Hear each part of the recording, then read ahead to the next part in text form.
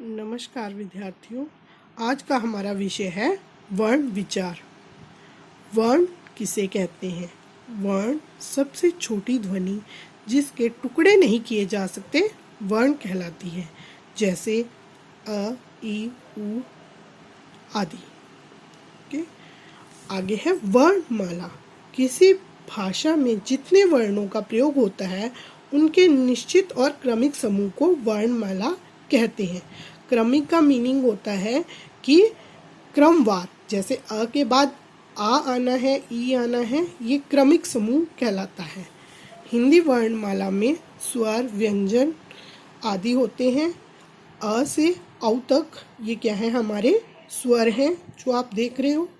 अयोग वहाँ अंग, जैसे इसको अंग से अंगूर आप बोलते हो, परंतु ये अनुस्वार कहलाता है और इसका बिंदु के रूप में, मात्रा के रूप में प्रयोग होता है। विसर्ग, जिसको अंग खाली आप बोलते हो, इसका प्रयोग विसर्ग के रूप में होता है और इसका साउंड ह की तरह होता है। अनुनासिक, चंद्र बिंदु, ये अनुनासिक कहलाता है। आगत ध्वनियाँ, आगत ध्वनियाँ मतलब आई हुई ध्वनियाँ। हिंदी में अरबी, फारसी व अंग्रेजी भाषा की कुछ ध्वनियाँ आ गई हैं, जैसे डॉक्टर, कॉलेज, बॉय, ये सारी क्या है? अंग्रेजी ध्वनियाँ। आ इसके ऊपर लगा हुआ होता है, ये सारी अंग्रेजी ध्वनियाँ होती हैं, जैसे क, ख, ग, ज, फ। इनके नीचे बिंदु लगा हुआ है, ये अरबी और फारसी ध्वनियाँ हैं और इस बिंदु को नुक्ता कहते हैं। जैसे फायदा, इसके फायदा के नीचे नुक्ता चिन्ह लगा हुआ है, इसलिए यह अरबी और फारसी ध्वनियों में मानी जाती है। व्यंजन, व्यंजन किन्हें कहते हैं? जिन वर्णों का उच्चारण करते समय मुख से निकलने वाली वायु रुकावट के साथ बाहर निकलती है, उनके स्पष्ट उच्चारण में स्वरों की सहायता लेनी पड़ती है, उन्हें व्यंजन कहते हैं। और हिंदी में 39 व्यंजन हैं। जैसे स्वरों के उच्चारण में हमें किसी की सहायता की आवश्यकता नहीं होती, परंतु व्यंजनों के उच्चारण में हमें स्वरों की सहायता की आवश्यकता होती है। क से म तक हमारे स्पर्श व्यंजन हैं।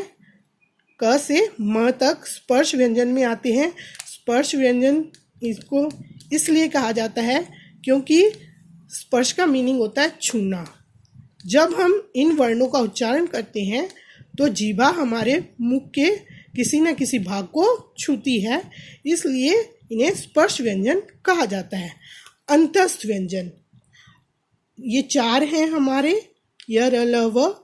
इनको अंतस्थ व्यंजन इसलिए कहा जाता है क्योंकि जब हम इनका उच्चारण करते हैं तो जैसे स्पर्श व्यंजन में जीवा ज़्यादा टच करती है हमारे मुंह के किसी भाग को, उसमें इनमें बहुत कम टच करती है, स्पर्श करती है।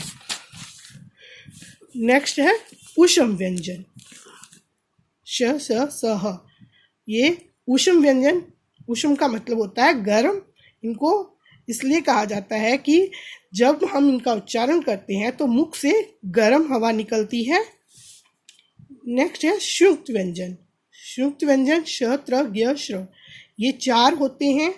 ये क, श, अ, इनके मेल से बनते हैं, इसलिए इनको संयुक्त व्यंजन कहा जाता है। बच्चों, आपको ये सारी वीडियो कॉपी में एज इट इज़ लिखनी है। ओके।